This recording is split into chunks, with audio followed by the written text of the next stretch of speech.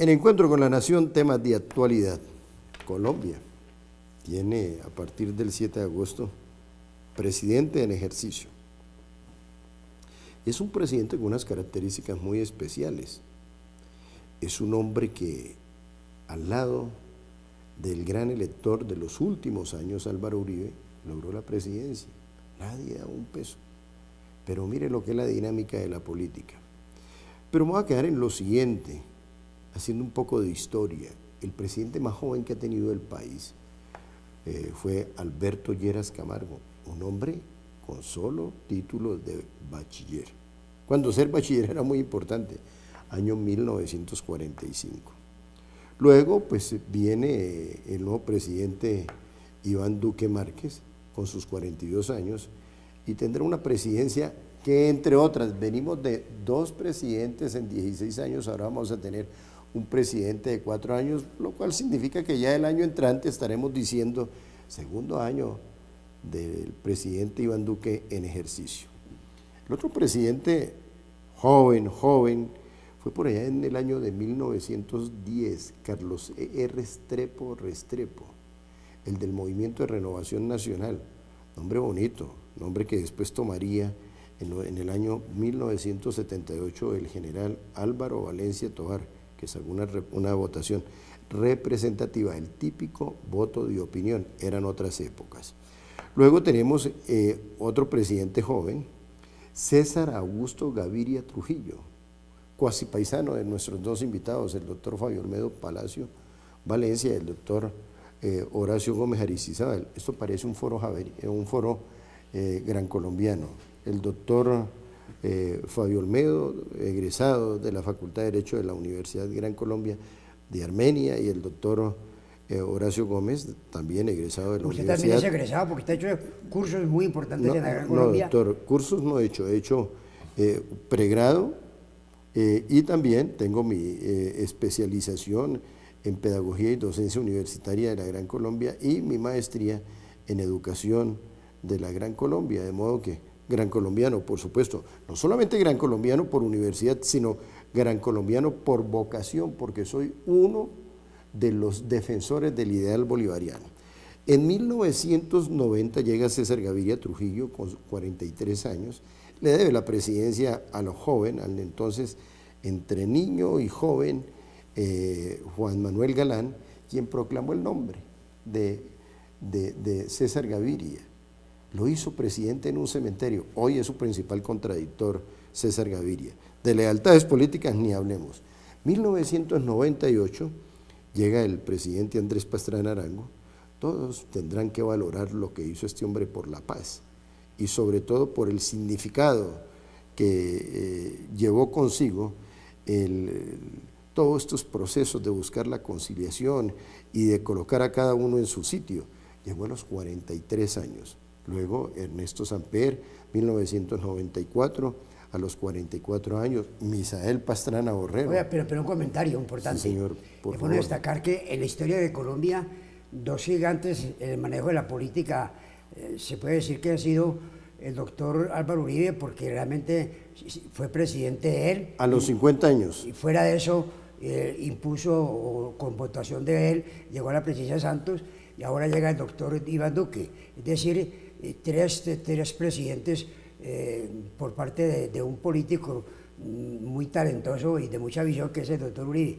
Y Misael Pastrana Borrero, que también impuso 3 presidentes, que fue él mismo, que por un voto ganó en la Comisión contra Evaristo Zurdís, en el Partido Conservador, fue presidente de Colombia él, que no fue fácil, porque realmente se decía que no estaba metido con el mundo electoral, con el pueblo, había tenido cargos muy importantes, pero no de elección popular, y entonces salió el presidente, lo que revela la gran capacidad del doctor Pastrana. Después, y logró unir al Partido Conservador, porque Álvaro estaba dividido con su aspiración presidencial frente a Belisario Betancur, y entonces el triunfo de Betancur se le debe al doctor Pastrana, y el hijo del doctor Pastrana, Andrés Pastrana, que el doctor Pastrana lo proyectó muy bien, lo ambientó y fue un gran presidente, como lo dice el doctor Hernández González. Entonces tenemos a 2 líderes realmente que han hecho historia en Colombia, el doctor Uribe y el doctor Pastrana, con ese dominio del poder político. Bueno, y en 1892 1892 llega un gran literato como es el caso de Miguel Antonio Caro, a los 48 años, 48 años. Doctor Fabio Olmedo, usted que estuvo tan vinculado a la campaña del doctor Iván Duque, pues anteriormente uno lo veía haciendo un gran ejercicio por un hombre que hoy debería ser presidente de la República, donde no hubiera ese maniqueísmo, esa manipulación, esa distorsión de uno de los poderes. Eso lo dejó a un lado. Lo vimos también muy acucioso, si me equivoco me corrige, muy acucioso haciéndole campaña a Luis Alfredo Ramos. Pero bueno, en estos pocas horas, pocos días que lleva el presidente Iván Duque, ¿cómo ha visto el asunto? Bueno, un gran saludo al doctor Horacio, a Gerney y por supuesto a todos los oyentes, a todos los televidentes. Estamos muy contentos y yo pienso que Duque comenzó trabajando exactamente con lo que se propuso en la campaña. Él habló que iba a ir a San Andrés, muchos vamos a pasear a San Andrés, pero San Andrés es un ícono en Colombia, lo que representa como una frontera marítima que ha sido tan golpeada precisamente es la capital, en este gobierno. Permítame, yo he hecho un comercial, Sí. la capital de Colombia, en esa soberanía de 520.000 kilómetros cuadrados que tiene Colombia y que nos permite tener fronteras marítimas de los 13 países con los cuales tenemos fronteras marítimas, tenerlo con 9, de modo que es muy importante para Colombia. Impresionante, pero además de eso se llegó a trabajar, se llegó con los ministros y funcionarios, los que han elegido hasta ahora, los que se han designado hasta ahora, precisamente a afrontar unas graves circunstancias que tiene San Andrés, que es absurdo. El tema, San Andrés es uno de los sectores turísticos más importantes de Colombia, representa por supuesto mucho a nivel internacional para nosotros San Andrés, pero además de eso durante 8 años nos lo descuidó el gobierno, que afortunadamente ya salió en salud, en seguridad. A uno le decían, uno llegaba a San Andrés, y eso le pasó al doctor Horacio, le pasó a Gerney y a muchos televidentes, y le decían, usted puede dejar aquí abiertas las puertas, usted puede dejar las cosas en los carros. San Andrés en este momento, además de estar súper poblada, ni con las puertas cerradas. Usted en este momento, cuando hay cifras que dicen es que semanalmente se registran 4 o 5 homicidios, eso no pasaba en San Andrés. San Andrés, ahí sí literalmente, era una isla frente a los problemas que tenía el país. Muy importante. Pero la pregunta después termine, doctor, porque ya nos vamos a un corte. Batibú, en Catatumbo, donde hay un problema gravísimo, una frontera con Venezuela, donde se nos esconden los bandidos hace muchos años, donde la coca pulula por todos los lados y va a ser presencia precisamente tomando correctivos frente a lo que planteó contra estos sinvergüenzas que le han hecho tanto daño al país. Y luego Tumaco, donde en esa frontera también con Nariño salen armas, entran dólares, sale droga, es decir, está haciendo presencia y está trabajando desde el primer día. Estamos muy contentos y muy optimistas frente a lo que se ve del país. Frente a lo que se ve del país. Una pausa y ya regresamos.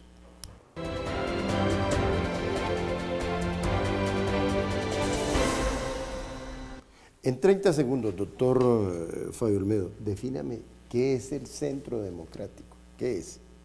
Mire, lo anotaba el doctor Horacio Gómez, Álvaro Uribe ha hecho 2 partidos en una década.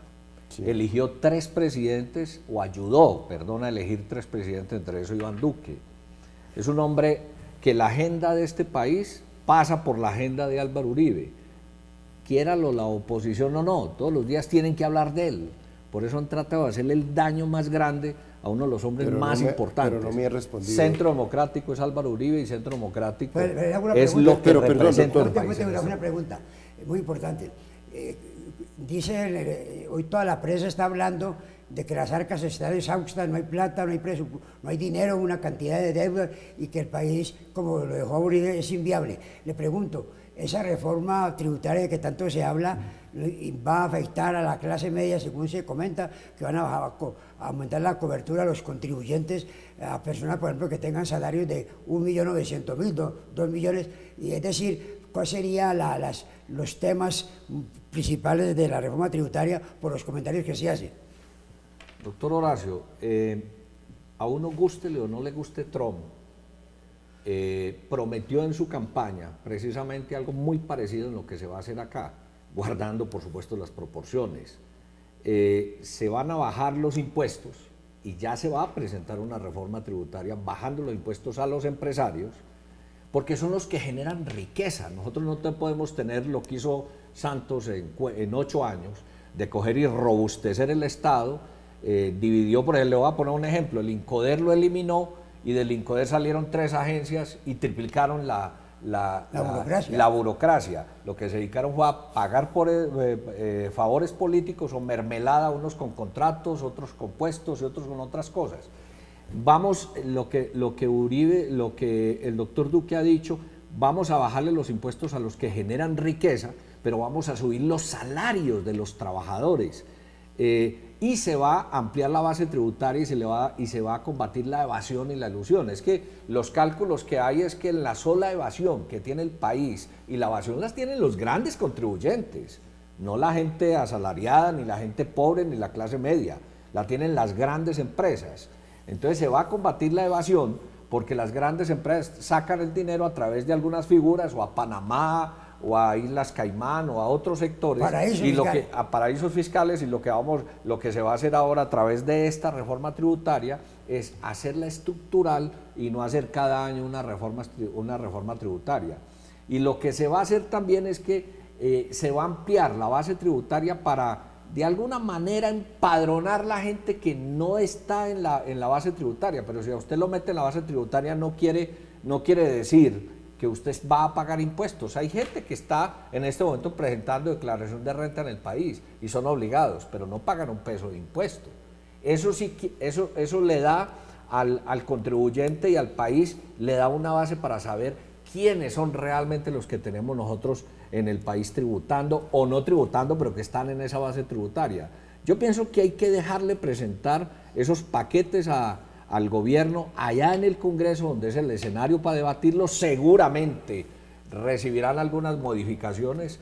El presidente Duque ha hablado de un gran pacto, inclusive con la oposición, en un gran pacto por Colombia, y ese pacto debe ser con base en algunos puntos muy distintos a lo que cree el señor Petro, que es que la agenda la va a poner él. No. Cuando se hace un pacto y se llegan a acuerdos sobre salud, sobre educación y sobre algunas cosas claras, yo pienso que se abre una gran discusión nacional que es sana para el país. Pero mire, en estos días decían, el solo haber desaparecido la cláusula Petro, que la existía aquí en los negocios, donde decían, si gana el señor Petro, deshacemos el negocio, ya reactivó la economía nacional. Es verdad. Bueno, muy bien. Bueno, usted es un conductor, rector, guía del Centro Democrático, y se le vio su trabajo en el eje cafetero. Usted es un defensor del Centro Democrático y de Uribe, porque pues así lo ha exteriorizado y así lo ha expresado. Era concepto jurídico muy importante. No, perfecto. Cuénteme una cosa. Si siempre escuché en estos 8 años decir que el gobierno del presidente Santos era un gobierno paupérrimo, nefasto, malo, lo calificaban con 1 y la más alta nota era 2. Si era tan malo el gobierno del presidente Santos, doctor Horacio Gómez, ¿por qué la ministra de Minas es santista? ¿Por qué el ministro de Cultura, la ministra de Cultura es de Santos? ¿Por qué el director de Planeación, que le dio garrote al pueblo colombiano, a las clases menos favorecidas, pasó de Planeación Nacional a director de Fogafín? ¿Y por qué personas con tanta figuración y cierto liderazgo como Rafael Nieto Navia, como Nubia Estela Martínez, no están en el gabinete? Así es el país político. ¿O es que Nicolás de Maquiavelo todavía sigue imperando en estas lides políticas? que Nicolás de Maquiavelo decía, la política es el arte de lo posible, y nosotros le hemos agregado, y de lo imposible también. Su punto de vista, doctor Horacio. Bueno, es un tema muy complejo. Un presidente cuando va a armar un gabinete tiene muchos problemas. Problemas regional, problemas políticos, problemas de capacidad, problemas de los tecnócratas, el tema de los políticos que para hacer buenos debates en el Congreso. Eso de una parte. Entonces, manejar ese ajedrez político o geopolítico no es fácil para un presidente. Pero es que además la gente se equivoca mucho en pensar que el gabinete, que es muy importante, lo es todo. Es importantísimo, pero no olvidemos que hay más de 300 instituciones en el país, muchas de ellas superior a 2 o 3 ministerios juntos. Un ministerio de la cultura, por ejemplo, es un ministerio completamente desfinanciado.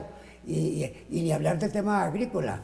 Con esta crisis petrolera que se ha presentado, bajaron a más del 40% el presupuesto para el campo. Entonces hay una cantidad de instituciones descentralizadas que las maneja el presidente de la República y que desde luego seguramente va a hacer una valoración en lo técnico, la experiencia, el aspecto regional, el aspecto de los programas. De suerte pues que el presidente con el gabinete apenas está armando una parte de su equipo de trabajo, pero no en su integridad. Ya, perfecto, doctor. Una pausa, ya regresamos.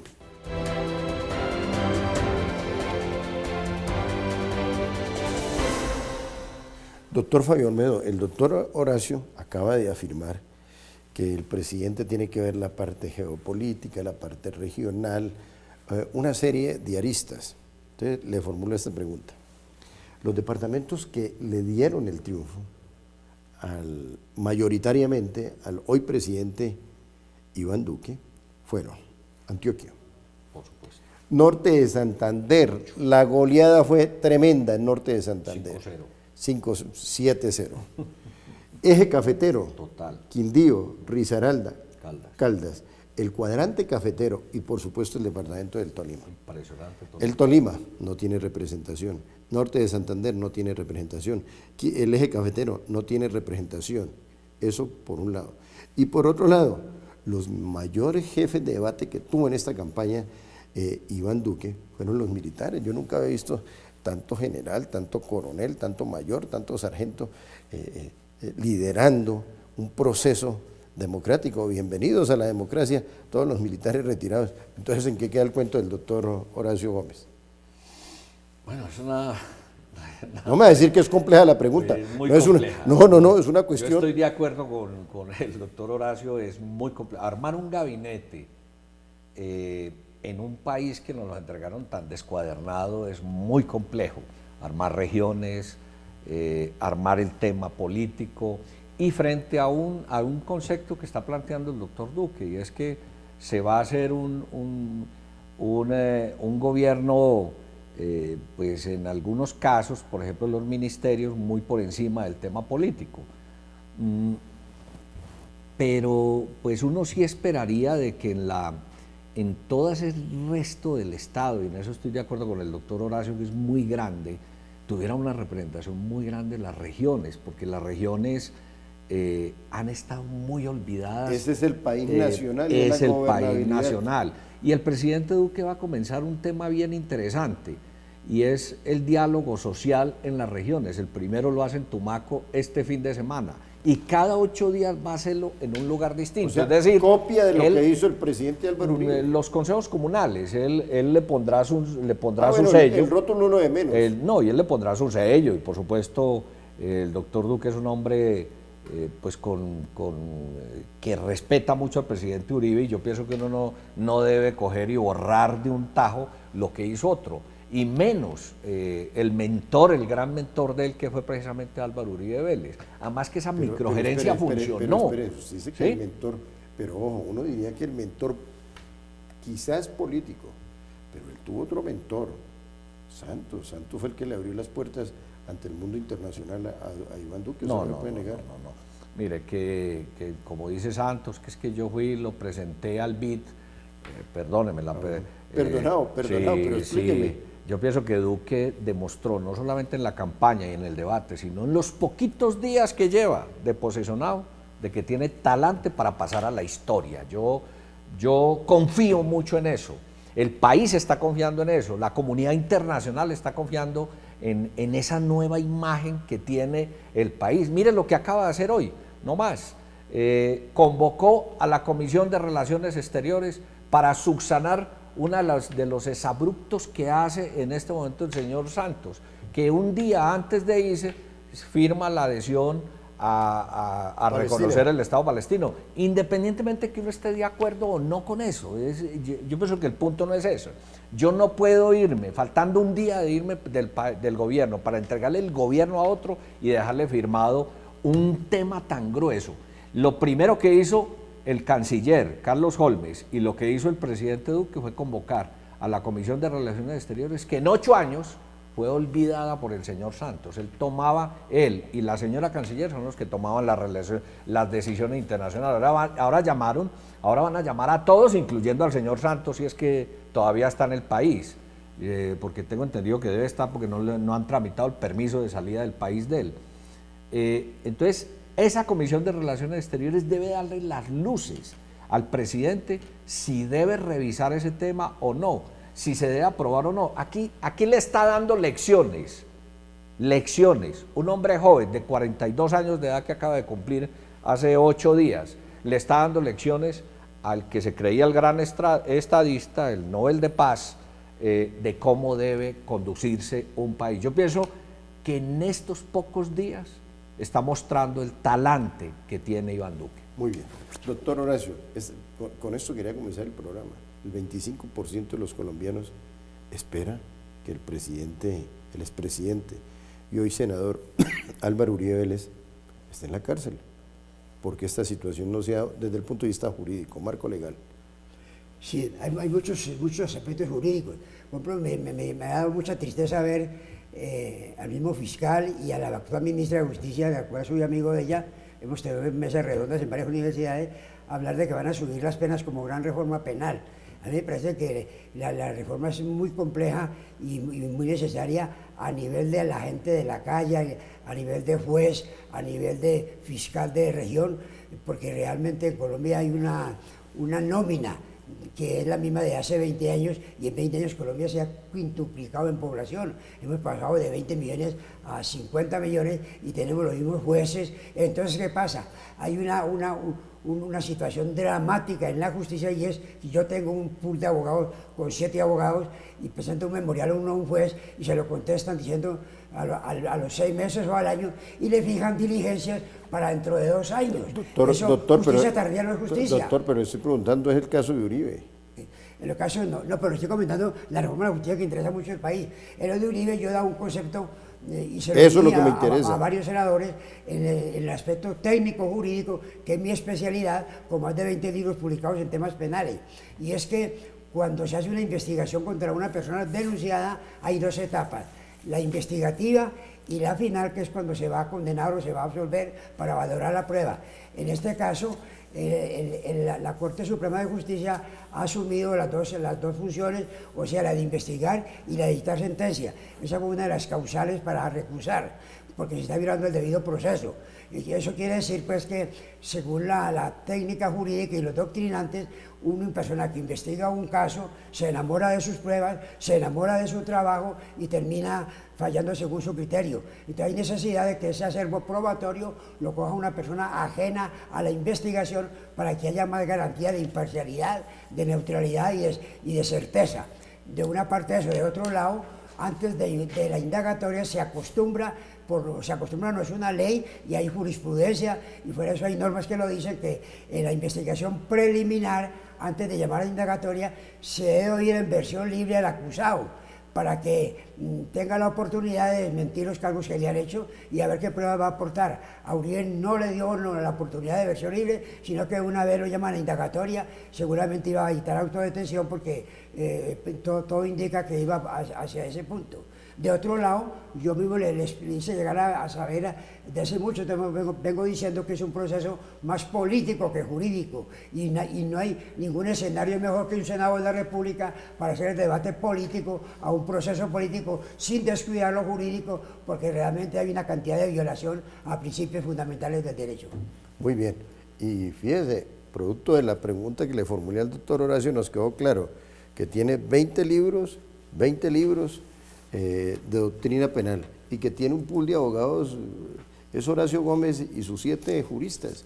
Eso nos quedó bien claro. Bueno, de modo que llegamos al punto final.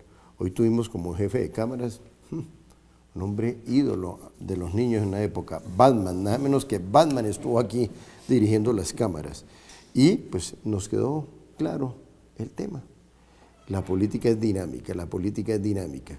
Ya están diciendo que mientras que Duque apoya la consulta contra la corrupción, para darle gusto a la señora Claudia López, 333.333 millones de pesos, 1/3 de billón de pesos, nos vamos a gastar plata de nuestros bolsillos para oxigenar la campaña a la alcaldía de Bogotá de la señora Claudia López. Pero la conclusión, ya están diciendo que mientras que el expresidente Uribe y hoy senador Álvaro Uribe Vélez poco le jala el asunto, el presidente dice que le jala el asunto. Cuestiones de poder, las cuestiones de poder no son únicas ni son constantes, son variables. Y aquí se aplica el principio de Nicolás de Maquiavelo. La política es el arte de lo posible y de lo imposible también. Lo único cierto es que vamos a tener un periodo muy corto. Ya en el año 2019 estaremos diciendo segundo año del gobierno del presidente Iván Duque. Que Dios les bendiga y que salga adelante Colombia con colombianos que piensen en función de nuestro país. Felicidades.